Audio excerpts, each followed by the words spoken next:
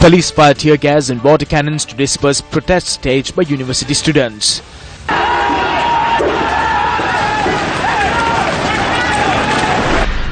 Detectives assisting the Presidential Commission of Inquiry on Bond Scam record statement from Arjuna Mahendran for nearly 8 hours. Nurses strike disrupts hospital activities. Health Minister Rajendra Senaratne says the strike action was unsuccessful. Price of white sugar rises due to the depreciation of the rupee compared to the US dollar. Hello there, very good evening and welcome to your Primetime News Bulletin. I'm Shane Silva. And I'm Bernadine Jazz Singh. Very good evening to you. Let's now take a look at your stories in detail.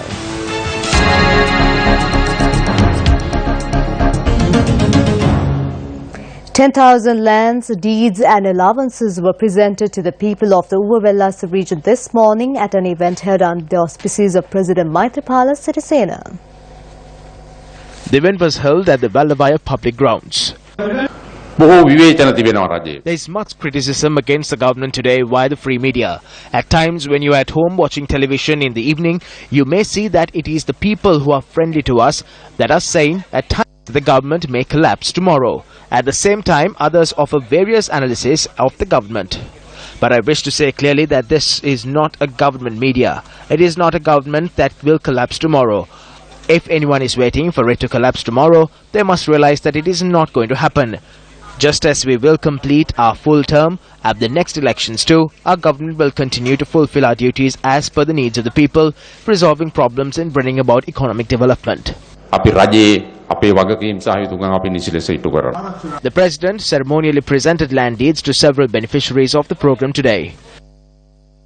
President Sirisena also declared open the outpatients department of the Vallavaya base hospital this morning. Incidentally, it was the head of the state who registered the first OPD patient. Subsequently, the President engaged in cordial conversation with the hospital staff. Former Central Bank Governor Arjuna Mahendran provided a statement to detectives assisting the Presidential Commission of Inquiry into bond issuances for close to 8 hours today. The former Central Bank Governor arrived at the premises of the Presidential Commission of Inquiry this morning. He had provided a statement today to officers of the CID who are assisting the Commission. Our reporter noted that Mahendran was scheduled with the CID officers for close to 8 hours.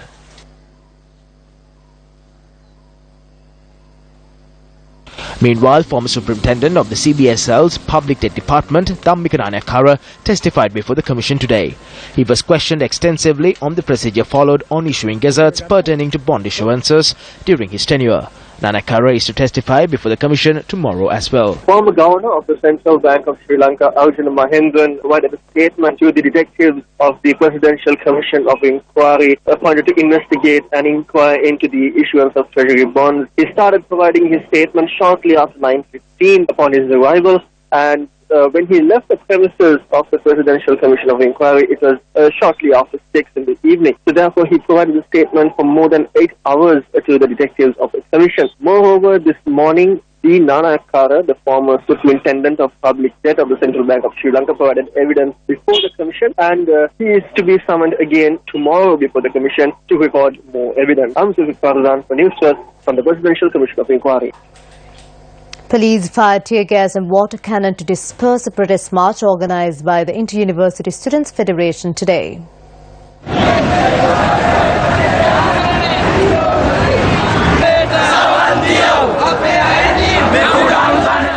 The protest march was organised against private universities.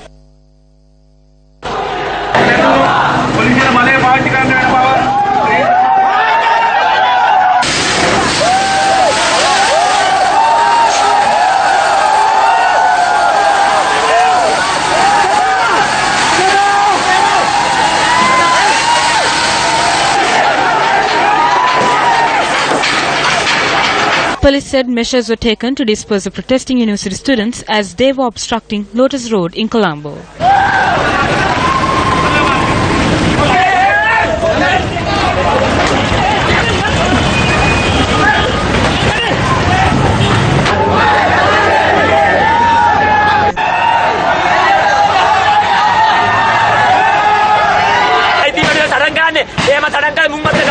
හරිද?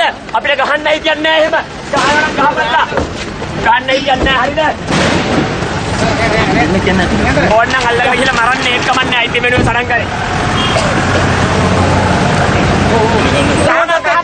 ගහනවා ගහපල්ලා මරපල්ලා.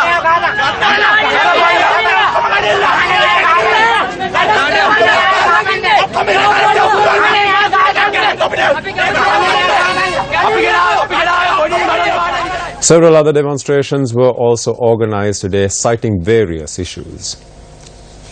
A demonstration was held today to protest the submission of a cabinet paper calling for the privatization of the Hambantota port to Parliament. The demonstration was held opposite gate number 3 of the Colombo port and was organized by a group calling themselves the Trade Union Front for the protection of the port. The hour-long demonstration caused severe traffic congestion on the Colombo Fort Kotahena Road.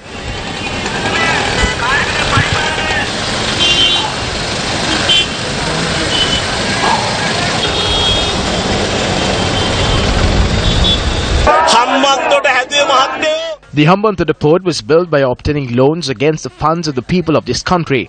The debt is being paid by the workers and the people. We will not allow for this to be sold. Thereby, this so-called paper that is to be submitted to Cabinet tomorrow must be withdrawn immediately. If this Cabinet paper is not withdrawn, we will resort to stern action. I wish to give a message at this time. That is, that we will not allow for the port to be privatized under any circumstances. Do not transform the Hambantota port into a company and conspire to sell it off. All the port workers are against this. We have the strength and the capability to uplift the Hambantota port. Meanwhile, a group of employees of the National Water Supply and Drainage Board staged a demonstration in Colombo today. The demonstration, organized by the NWSDB Engineering Diploma Union and the Technical Officers Union, was held opposite the NWSDB head office in Navala. The protesters say they are yet to receive a positive response from the authorities over a number of grievances. If they are saying they can continue to function without the services of 1,200 experienced field officers, it is a lie. We asked whether these 1,200 employees were simply idling all this time. We have commenced a series of localized demonstrations. These field officers have been subject to unethical and illegal suppression, threats and intimidation. We are holding a series of major demonstrations opposite the field officers. This was the first in that series. This is how the public responded to the protest. It is extremely difficult to ply our trade because of the tear gas and traffic and so on. We cannot operate our taxis when they come on picketing campaigns here because the roads get blocked. It is very difficult for the passengers as well. When they fire tear gas, we too get hit. So when tear gas is fired, the students run around everywhere causing traffic congestion. We cannot even get home. We cannot go home on time because of the traffic. It's just a waste of the day. The Public Service United Nurses Union staged a trade union action today, citing 7 demands, including the granting of promotions for nurses who have served for 5 years. The Public Service United Nurses Union said members of the union staged a sick note campaign today. The Government Nursing Officers Association and the All Island Nurses Union, however, are not taking part in the strike action. Laboratory services, medical supply services, X-ray and scan examinations and physiotherapy were hampered as a result of the trade union action today. Director of the National Hospital, Dr. Anil Jasinger, said most of the nursing staff did not report to work today.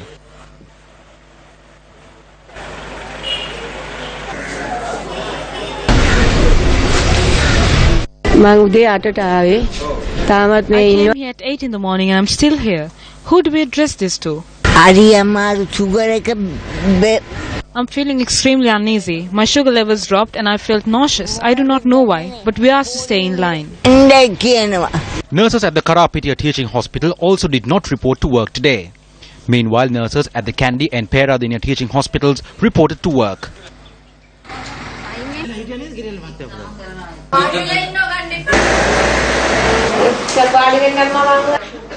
Our correspondent said nurses at the Vaunia and Anuradhapura hospitals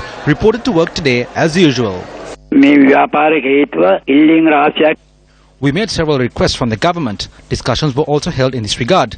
But that is all it was. We are carrying on the struggle based on 7 demands, including the recruitment of officers who have completed the service of 12 years, grant promotions to nurses who have served for 5 years, and increase the benefits approved by the previous government based on the requirements. The subject minister also responded to the situation.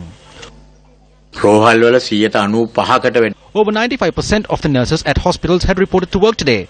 I think this is the most unsuccessful strike action launched by Venerable Muruttettuwe Anandathera in his entire life. These demands are extremely unreasonable. I do not see any fairness behind any of these requests. They are making requests for the sake of making requests. They listed a couple of demands for the sake of launching a strike action. None of these demands are realistic. I think come tomorrow, this will end because the rest of the nurses will also come to work.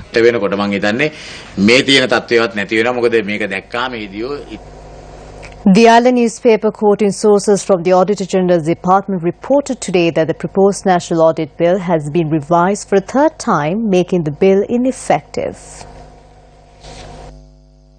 The National Audit Bill was a campaign promise by the government of good governance aimed at tackling public sector corruption and wastage. However, the island reports that the latest amendment has rendered the proposed bill useless.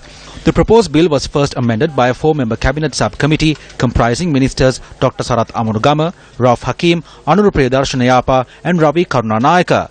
The island reports that the second amendment was introduced when the amended bill was sent to senior Prime Ministerial Advisor Charita Ratwatte for further examination. The island quoting sources notes that the latest changes had been spearheaded by the Ministry of Finance. Joining News First this morning on Newsline, the island's news editor Shamindra Ferdinando explained the story further. The Yahapalana rulers felt that it could cause them problems. They tried to weaken the bill. The Auditor General's Department says there is no point in bringing in this bill. The Auditor General has been deprived of the power to inquire into the public sector corruption, accounting and other matters. It's a very serious situation because today we are talking about the bond scam, various other illegal activities taking place in the public sector, and the Auditor General has no power to inquire into. The former President Mahinda Rajapaksa's government did not want to introduce it. So for more than 10 years, the previous government, they selected in advance. Yes, they did not allow it to happen because they felt it could cause them problems. So Yahapalana rulers, having promised to introduce this bill, they are doing the same. So on this issue, we see that the SLFP and the UMP, they think alike. That they are opposed to the Auditor General getting additional powers. 45 of the 53 sections of the audit bill have been amended. Key features of the bill have been negated completely. We witnessed these amendments being made. We cannot accept it. Now we have been informed that the amended bill has been amended once again. We have been informed that on the 7th of February, the Secretary to the Ministry of Finance had amended it once again and sent a report on the amendment to the Secretary to the Prime Minister. This had made the audit bill we hoped for completely empty, and it has destroyed the bill. There were many hopes pinned on the audit bill. One was that this would bring about financial discipline and oversight in the country. The original audit bill contained all the necessary steps to bring about this financial discipline. However, all of these provisions have been removed from the audit bill.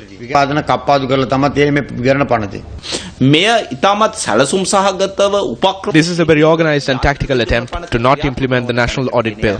When this government is tempted towards continuing the acts of thievery from the point where the previous government stopped, this National Audit Bill has fallen to a state of inaction. It has come to a point where the wings of the National Audit Bill have been clipped. The National Audit Bill has already received the common consensus and approval of all parties. But a few officials of the Ministry of Finance are amending the National Audit Bill once again and will present it to the Secretary to the Prime Minister.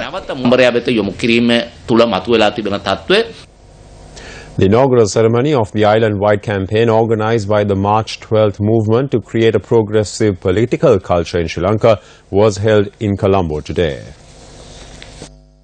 The March 12th movement has come forward to pressurize political parties and create awareness among the voters to bring about a new political culture. The objective of the program is to urge political parties to nominate only the best candidate at the upcoming local government elections. There are a total of 26 parliamentarians who have joined hands with us, of which 3 of them are here today, representing all political parties including the ruling party, joint opposition and the Janata Vimukti Paramuna. So we have in fact started a certain journey with public representatives. What we need is to determine how we can create a society with social ethics while ensuring political responsibility and their own duties. According to the country's electoral system, it is difficult to appoint independent persons with a good character, who are intelligent and are popular among the people, into parliament or any local government body. This has been restricted through this constitution and electoral system. So it is the political parties which decide who they field as candidates for the election. This is the situation in the country. So the March 12th movement was initiated with the intention of fielding good candidates for the general election. So are there good people representing us now? We usually elect the most suitable people to parliament, but today I don't think it is wrong if we label it a mental hospital rather than a parliament. Day in and day out they fight each other, yell at each other and use profanity. The supremacy of the parliament is completely lost today.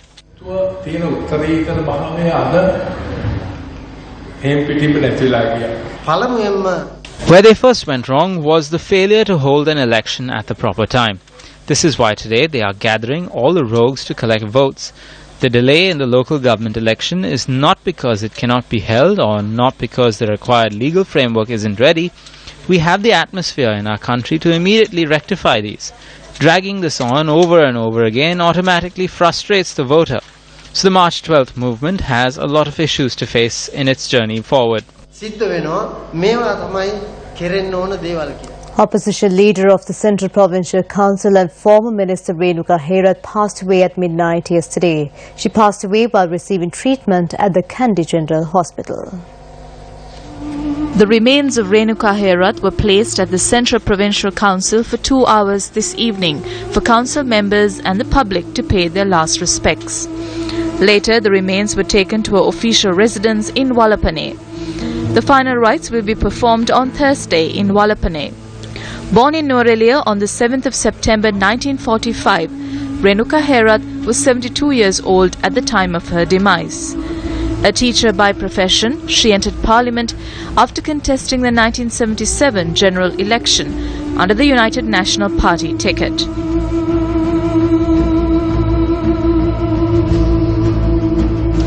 Renuka also served as the Health Minister during the government of late President Ranasinghe Premadasa.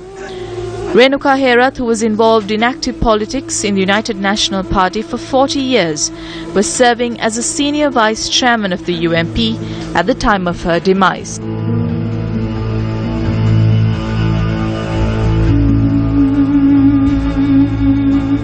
The Essential Food Commodities Importers and Traders Association states that the price of sugar has increased due to the depreciation of the rupee against the US dollar. Chairman of the association, Nihal Siniviratna, says that a kilogram of white sugar will have to be sold between 110 and 115 rupees. The annual requirement for sugar in the country is 480,000 metric tons, out of which more than 90% is imported due to the collapse of the local sugar industry. The monthly requirement of sugar is 40,000 metric tons, while the daily requirement is 1,300 metric tons. Brown sugar is produced locally, with sugar production primarily taking place at the Hingurana, Palavatta, Sevanagala and Kantale sugar factories.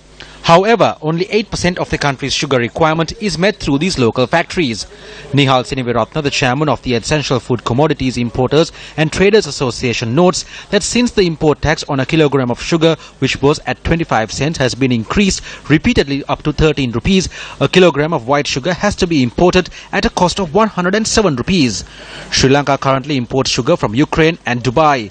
According to the Consumer Affairs Authority, a gazette was issued on the 27th of January this year under the Consumer Affairs Authority Act, setting a controlled price of 93 rupees for a kilogram of white sugar.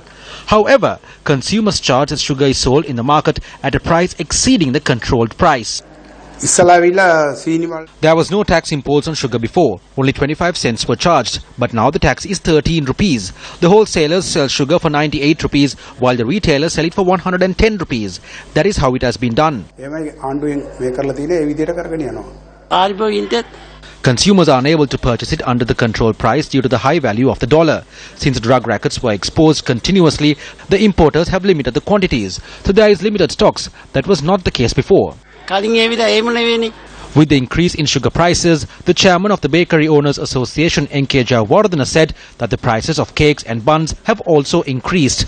Furthermore, the convener of the Canteen Owners Association, Asela Sampath, also said that the quantity of sugar added to plain tea and milk tea served at state institutions and at canteens will have to be reduced due to the increase in sugar prices.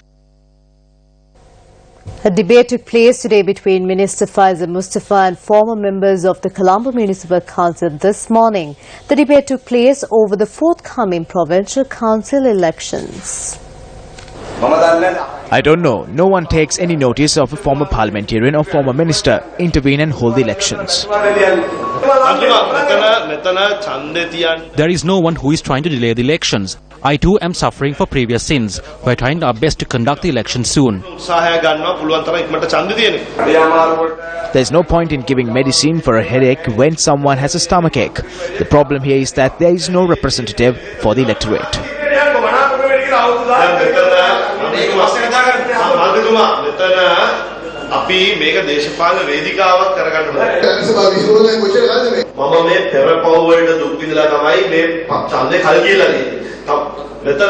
This election has been delayed because I am paying for my previous sins. The delay in the elections was not part of the matters to be discussed today. If you want to discuss the elections, come and speak to me and we will spend a couple of hours on the topic.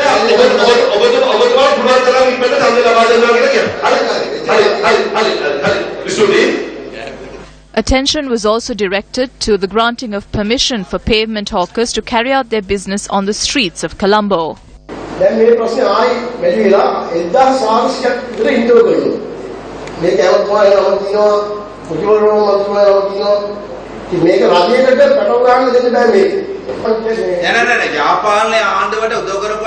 No, don't say that. We have to help those who support the Yahapalne government. Don't say that. This is our government.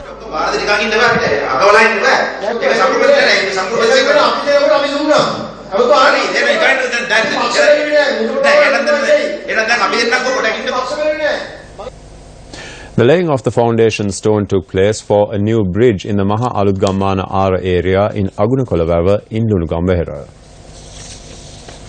The construction of the bridge, which began today under the auspices of Minister of Housing and Construction Sajid Premadasa, is due to be completed within 4 months and handed over to the public. The cost of the construction is 23.9 million rupees. The human-elephant conflict has been caused by large-scale commercial projects that have gone bankrupt. The one certification that was given to the public from these projects was this. It is no surprise that no jobs were created from these large-scale projects. Because of these projects, wild elephants started attacking villages, killing people and destroying crops. This is the plight the people have fallen into. However, there has been some good that has come in the recent past. Promises were fulfilled. During our time, there were successful projects that were carried out, such as the Mahaveli project. Arrangements were made to relocate elephants that were displaced. Go and take a look at the Madruoi National Park. They did not even think of the Somavati National Park when they were constructing the harbour. They did not think of this when they were building the airport. They didn't think of this when they were constructing the cricket stadium. All they were worried about was how to get their names up on boards. There's a great deal of discussion regarding the cancellation of a deal by Sri Lankan Airlines to purchase 3 A350 airlines. The cost for the cancellation of the 3 A350 aircraft are as follows. The deposit placed for the 3 aircraft amounting to $7.5 million will be retained by the leasing firm AirCap. A further $146.5 million will have to be paid in 8 installments, with the final installment amounting to $56 million. However, there are some conditions. If Sri Lankan Airlines pays the first 7 installments without delay, if the lease on an aircraft that we already have, MSN 627, is extended, and if the lease of 2 narrow-body aircraft, which were earlier operated by Mihin Lanka, is transferred to Sri Lankan Airlines, AirCap has agreed to cut off the final installment of $56 million. Thereby, the final payment has reduced to $90.5 million. On the 5th of March, the Sunday Times reported that Minister Kabir Hashim submitted a 6-page cabinet memorandum on the 26th of February regarding Sri Lankan Airlines. Through it, he points out that even though he was the minister in charge, the Sri Lankan Airlines management had altogether ignored him. According to the Sunday Times, the memorandum also details how compensation of $154 million for 3 Airbus A350-900 ordered by the previous government was finally negotiated with International Lease Finance Corporation or ILFC. This was after negotiations had gone on with the Dutch firm AirCap for many months, and payment was approved for it by the Cabinet Committee on Economic Management. That subsequent to the Sunday Times report on this matter, exclusive report in the Sunday Times, Honorable Minister Kabir Hashim denied that the Sunday Times reported the truth. Yes.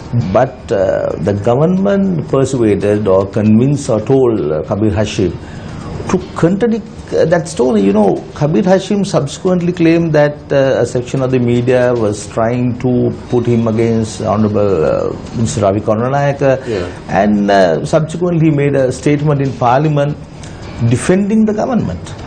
So he's now gone the other way. Obviously, you know, at the end of the day, I'm sure the government must have told him, I mean the UMP leaders must have told him to defend the government on this matter, because too many issues. You know, these are country, a government in total chaos, total turmoil. Right. Every front. The economy is in serious trouble. There's no consensus between the government, the parties within the government.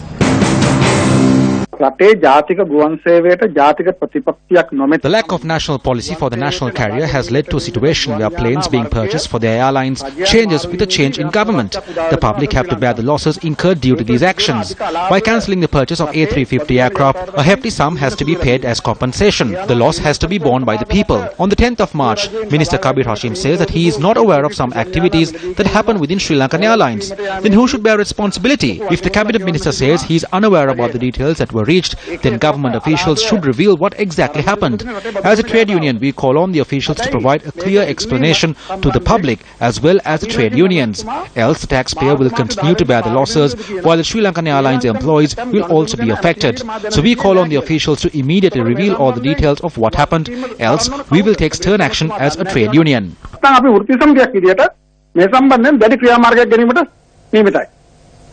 A memorandum of understanding was signed this evening between AF Jones, which is a subsidiary of the Capital Maharaj organization, and the Sugshe group of companies in Canada. The MOU signed will make way for AF Jones to distribute its tea products to North America. A group including 3 MPs from the Canadian Parliament and the top-level management of the Capital Maharaj Organization Limited were present for the signing.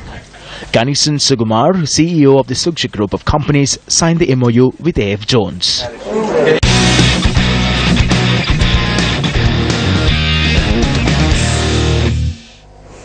Rangana Herath, who became the left-arm spinner to take the highest test wicket taker in the world, says the secret to his success is a strong team. The captain of the Sri Lanka Test cricket team, Herath, expressed this view during a media briefing held today. I am very happy because I became the left-arm spinner to have taken the highest number of wickets in test matches. The record was held by Daniel Vittori, and it is humbling to have broken the record of such a great bowler. I must mention that it is difficult to secure wickets on my own, and that is why I am very grateful to my team. The second and final test match between Bangladesh and Sri Lanka will be played at the Pisara Oval in Colombo on Wednesday.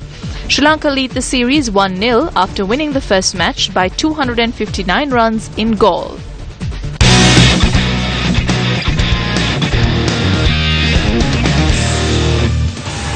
With that, we wrap up Primetime News. I'm Bernadine Jayasinghe. And I'm Shane Silva. Take care and good night.